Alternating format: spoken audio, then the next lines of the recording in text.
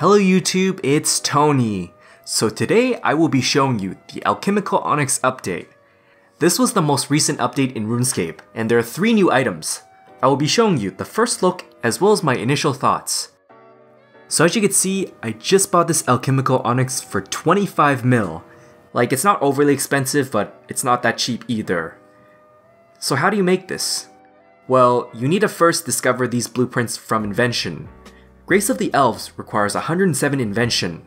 It's pretty much the same as Luck of the Dwarves, so they will share the same blueprint.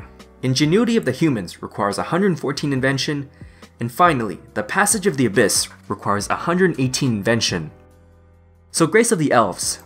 You need to enchant an Alchemical Onyx necklace in order to get this. The item does not degrade, however, it is untradeable the moment you wear it, or even charge it with the Sign of the Porters. The first effect is that it will have the prayer drain rate of Light Form, Superheat Form, and the Chronicle Prayer.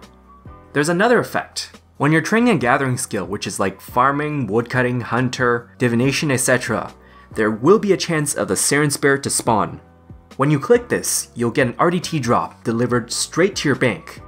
And if you're wearing Luck of the Dwarves as well, there is also a chance of getting the Hazelmere Signet chance, which obviously is super rare. Unfortunately, it will despawn after 30 seconds if you're not paying attention, so yeah, it kinda sucks that you can't really AFK with this. It appears approximately every 5 minutes. This in turn would then add a really small touch of GP per hour from when you're skilling. You can also use Sign of the Porters on it, and there is a capacity of 500 charges. So yeah, it does make mining soft clay very AFK. The last effect is that you can teleport to the max guild skill portals. The effect does work in combat, and for some reason, I don't know whether it's a bug or not, but the teleport seems very instant. Like, it's not even a teleport, it's literally just a flash. So overall, I would say this is a very useful item for skilling especially. I mean, even if you're max, then you can still use these teleports for the clue scroll locations.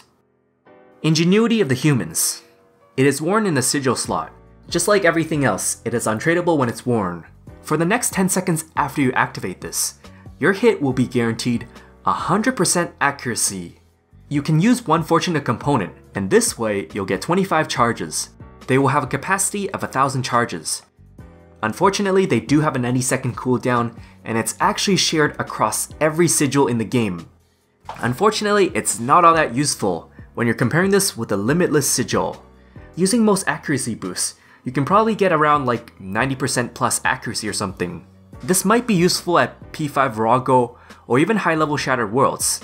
For the most part, if you're doing high-level PVM otherwise, you probably don't need this. Like, I don't PVM myself, but this is what my PVM friends told me. So Passage of the Abyss. This one is a pocket slot item. This requires a teleport compactor. Now you can store 6 different compact jewelry. The maximum number of charges, and this is shared across all 6 jewelry, that is if you fill all 6 of them, is 5000 charges. In order to add a jewelry to the list, you need 100 fully charged teleport items. Any charge size works, but it has to add up to 100 fulls. For example, you know how a Ring of Dueling comes with 8 charges, right? Well, you have to charge 800 teleports worth of Ring of Dueling in order to get this added to the list. By using the fortunate components, you can recharge the number of teleports. One fortunate component can give you a whopping 500 charges. You can also recolor this to yellow, red, green, or purple, and you can own multiple of them. It not only makes teleports more convenient, but it also saves you inventory.